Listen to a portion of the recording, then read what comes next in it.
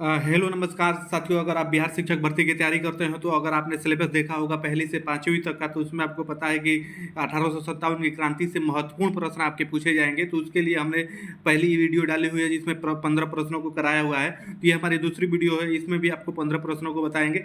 आप देखेंगे ये महत्वपूर्ण 15 प्रश्न होंगे जो आप देखेंगे। इसी प्रकार के प्रश्न आपके 1857 से जुड़ी हुई क्रांति से परीक्षा में देखने को मिलेंगे। तो आप वीडियो को बिना स्किप किए एक बार इन 15 प्रश्नों को देख लेंगे तो आपके लिए काफ़ी फायदेमंद होगा, क्योंकि इससे जुड़ा हुआ अगर कोई भी प्रश्न आपकी परीक्षा में आएगा तो आप आसानी से कर ले जाएंगे। तो ये वीडियो की शुरुआत करते हैं और पहला प्रश्न देखते हैं। तो पहला प्रश्न देखेंगे, आपसे पूछा है कि भारत छोड़ो आंदोलन कब आरंभ हुआ, आपको ये बताना है। आपके ऑप्शन यहाँ पे दिए हुए हैं 9 अगस्त 1942 को। उसके बाद दूसरा ऑप्शन आपका दिया हुआ है 10 अगस्त 1942 और तीसरा ऑप्शन है आपका 11 अगस्त 1942, चौथा ऑप्शन है 30 अगस्त 1942। तो आपको बताना है कि भारत छोड़ो आंदोलन कब आरंभ हुआ था। तो आरंभ होने की आप तिथि देखेंगे तो ये आपका 9 अगस्त 1942 हो जाएगा, अर्थात आपका विकल्प इसमें ये सही हो जाएगा। अगर वही इसकी शुरुआत की बात करेंगे तो 8 अगस्त 1942 एक दिन पहले ही शुरुआत हो गई थी। और आप देखेंगे उसी समय गांधी जी ने इसमें नारा दिया था, करो या मरो का। आप ये भी ध्यान में रखेंगे। अगर इसका प्रस्ताव की बात करें तो प्रस्ताव देखेंगे 14 जुलाई को इसका 1942 को ही इसका प्रस्ताव पारित हो गया था। तो ये भी आप ध्यान में रखेंगे। वर्धा कांग्रेस कमेटी थी, उसी के तहत ये पारित हुआ था। तो ये भी इससे फैक्ट जुड़े हुए आप ध्यान में रखेंगे।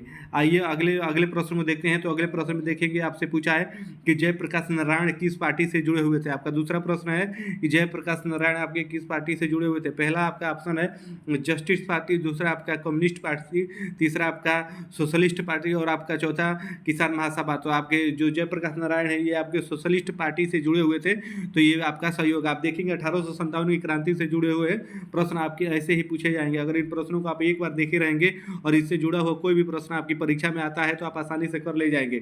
तो इसलिए वीडियो को बिना स्किप किए हुए इसको एक बार आप देख लीजिएगा। और ऐसी वीडियो पाने के लिए आप हमारे चैनल को सब्सक्राइब करके हमसे जुड़ जाइएगा। आइए अगले प्रश्न को देखते हैं। तो अगले में देखेंगे, आपसे पूछा है कि 1942 के आंदोलन में डॉक्टर राजेंद्र प्रसाद को किस जेल में रखा गया था। जो 1942 का आंदोलन हुआ था उसके बाद डॉक्टर राजेंद्र प्रसाद को जेल में डाला गया था। तो किस जेल में डाला गया था वही आपको इसमें बताना है। तो बांकीपुर के जेल में डाला गया था कि हजारीबाग जेल में, कैंप जेल, उसके बाद भागलपुर जेल। तो आप देखेंगे कि 1857 की क्रांति के बाद डॉक्टर राजेंद्र प्रसाद को बांकीपुर जेल में डाला गया था। तो इसलिए आपका ऑप्शन इसमें ये सही हो जाएगा। आप देखेंगे इसी प्रकार के प्रश्न आपको देखने को परीक्षा में एकदम हूबहू मिलेंगे। तो आप वीडियो को बिना स्किप किए जरूर एक बार देख लीजिएगा। आइए वही अगले प्रश्न की बात करें चौथे में। तो चौथे में देखेंगे, आपसे पूछा है वर्ष 1928 में हिंदुस्तान सोशलिस्ट रिपब्लिक एसोसिएशन की स्थापना कहाँ हुई थी। इसमें ये आपको बताना है कि 1928 में इसकी स्थापना हुई थी, कहाँ हुई थी आपको ये बताना है।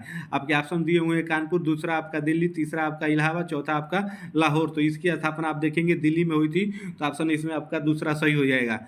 तो इसी ये सारे बहुत महत्वपूर्ण प्रश्न है 1857 की क्रांति से जुड़े हुए जो आपको परीक्षा में किसी न किसी रूप में जरूर देखने को मिलेंगे।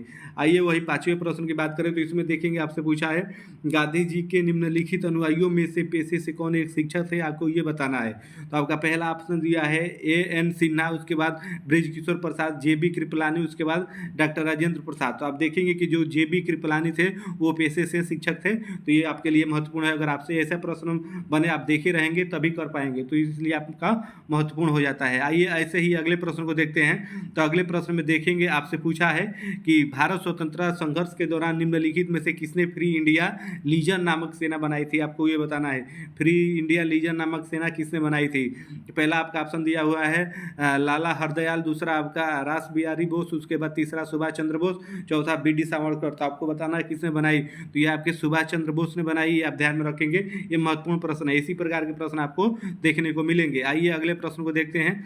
अगले में देखेंगे, आपसे पूछा है 1932 में पुना समझौते के साथ किसका सीधा संबंध है, आपको ये बताना है। जो 1932 में पुना समझौता हुआ था उसका किसका संबंध सीधा है, आपको ये बताना है। आपके पहला ऑप्शन दिया हुआ है भारतीय महिलाओं से, उसके बाद दूसरा आप देखेंगे भारतीय मजदूर वर्ग से, तीसरा आपका भारतीय कृषि वर्ग से, चौथा आपका भारतीय दलित वर्ग से। तो आप देखेंगे कि आपका इसमें इस चौथा विकल्प सही हो जाएगा। भारत दलित वर्ग से इसका पुना समझौते का सीधा संबंध है, इसलिए आपका ऑप्शन इसमें डी सही हो जाएगा। आइए ऐसे ही अगले प्रश्न को देखते हैं। तो अगले प्रश्न में देखेंगे, आपसे पूछा है कि किसने कहा था कि मेरी पीठ पर किया जाने वाला प्रहार ब्रिटिश साम्राज्य के ताबूत में एक कील सिद्ध होगा, आपको ये बताना है। ये कथन किसका है। तो आपके पहले ऑप्शन देखेंगे दिया हुआ है लाला लाजपत राय, दूसरा वही आपका भगत सिंह दिया हुआ है, तीसरा चंद्रशेखर आजाद, चौथा आपका बाल गंगाधर तिलक। तो आपको ये बताना है कि ये कथन किसका है, तो ये लाला लाजपत राय का कथन है, तो आपका पहला ही विकल्प इसमें सही हो जाएगा। तो ये सारे प्रश्न आपके लिए काफ़ी महत्वपूर्ण है, इन प्रश्नों को आप एक बार जरूर देख लीजिएगा। आइए वही आगे देखते हैं अगले प्रश्न को। तो अगले प्रश्न में यही है, तो आइए इसको स्किप कर देते हैं, आगे देखते हैं 9वें प्रश्न को। तो 9वें प्रश्न में देखेंगे कि इसमें आपसे पूछा है कि किस भारतीय राष्ट्रवादी नेता ने जर्मनी और ब्रिटेन के बीच युद्ध को ऐसे ईश्वर प्रदत्त अवसर के रूप में देखा जिसमें भारतीयों को उस स्थिति को अपने हित में लाभ उठाने का मौका मिला।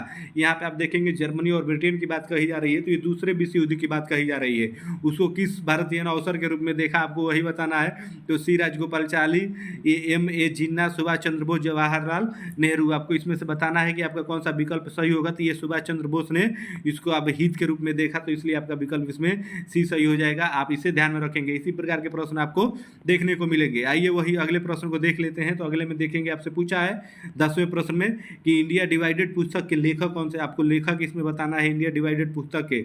तो पहला आपका ऑप्शन दिया है मौलाना अब्दुल कलाम आजाद, दूसरा आपका राजेंद्र प्रसाद, तीसरा आपका नरेंद्र देव, चौथा आपका आसिफ अली। तो आप देखेंगे इंडिया डिवाइडेड है जो राजेंद्र प्रसाद की पुस्तक है, तो आपका ऑप्शन इसमें बी सही हो जाएगा। तो इस प्रकार से ये भी महत्वपूर्ण है आपके लिए। आइए अगले प्रश्न को देखते हैं। तो अगले में देखेंगे, आपसे पूछा है कि गांधी जी ने दांडी समुद्र तट पर नमक कानून का उल्लंघन कब किया। थोड़ा ये नहीं पूछा इसमें उल्लंघन कब किया, आपको ये बताना है। पहले प्रश्नों को आप सावधानी से पढ़ेंगे, उसके बाद ही आप उसका जवाब देंगे। तो पहला आपका ऑप्शन दिया हुआ है 6 मार्च 1930 को, दूसरा 6 अप्रैल 1930 को, आप देखेंगे तीसरा 12 मार्च 1930 को, चौथा आपका 12 अप्रैल 1930 को। तो उल्लंघन किया था आप देखेंगे 6 अप्रैल 1930 को, तो ऑप्शन आपका 20 में सही हो जाएगा। आइए वही अगले प्रश्न को देखते हैं। 12वें में देखेंगे, 12वें में आपसे पूछा है कि निम्न में से कौन सा गोलमेज सम्मेलन 1932 में हुआ था, आपको ये बताना है। पहला हुआ था कि दूसरा हुआ था कि तीसरा, कि इनमें से कोई नहीं।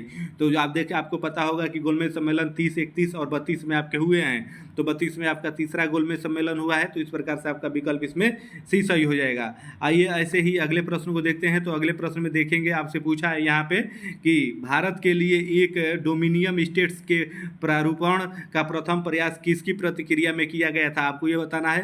तो आपके ऑप्शन दिए हैं मार्ले मिंटो सुधार, उसके बाद देखेंगे दूसरा मोर्टिव चेम्सफोर्ड सुधार, उसके बाद साइमन कमीशन, और उसके बाद चौथा आपका ऑप्शन दिया है पहला गोलमेज सम्मेलन। तो आप देखेंगे कि इसमें आपका दूसरा ऑप्शन सही हो जाएगा, मोर्टिव चेम्सफोर्ड सुधार। तो इसलिए आप इसे भी ध्यान में रखेंगे। ये सारे महत्वपूर्ण प्रश्न हैं जो आपको परीक्षा में किसी न किसी रूप में जरूर देखने को मिलेंगे। आइए अगले प्रश्न को देख लेते हैं, 14वें को। तो इसमें देखेंगे निम्न आंदोलनों में से किस एक के साथ अरुणा आसफ अली का संबंध भूमिगत कार्यकलापों के महिला संगठन कार्यकर्ता के रूप में है, आपको ये बताना है। तो सभी ने अवज्ञा आंदोलन, उसके बाद असहयोग आंदोलन, भारत छोड़ो आंदोलन, उसके बाद स्वदेशी आंदोलन। आपको ये बताना है कि जो आपका अरुणा आसफ अली हैं उनका संबंध भूमिगत कार्यकलापों में महिला संगठन के किस रूप में था। तो ये भारत छोड़ो आंदोलन के रूप में था, तो आप इसमें आपका विकल्प सी सही होगा।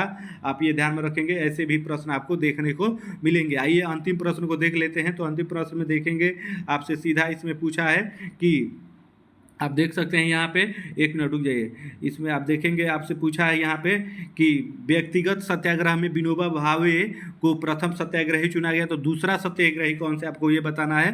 प्रथम सत्याग्रही आपके विनोबा भावे थे, दूसरा आपके सरदार पटेल थे, पंडित जवाहरलाल नेहरू थे, सी राजगोपालाचारी थे, कि डॉक्टर राजेंद्र प्रसाद थे, आपको ये बताना है। तो दूसरा सत्याग्रही आप देखेंगे पंडित जवाहरलाल नेहरू थे, तो आपका विकल्प इसमें दूसरा सही हो जाएगा। तो आप देखेंगे कि 1857 से जुड़ी हुई क्रांति की हमारी दूसरी वीडियो है। पहली वीडियो में हमने 15 प्रश्न आपको ऐसे ही कराए हुए हैं, अब 15 ये हो गए। इन प्रश्नों को आप देख लेते हैं, समझ लेते हैं, तो आपके लिए काफ़ी महत्वपूर्ण साबित होगा। ऐसे ही हम आगे वीडियो आपको इन प्रश्नों का सीरीज का प्रोवाइड कराते रहेंगे। इसके लिए आप हमारे चैनल को सब्सक्राइब करके हमसे जुड़ जाइए। तो फिर मिलते हैं आपसे नेक्स्ट वीडियो में नए सीरीज के साथ। तब तक के लिए आप सभी को जय हिंद, धन्यवाद।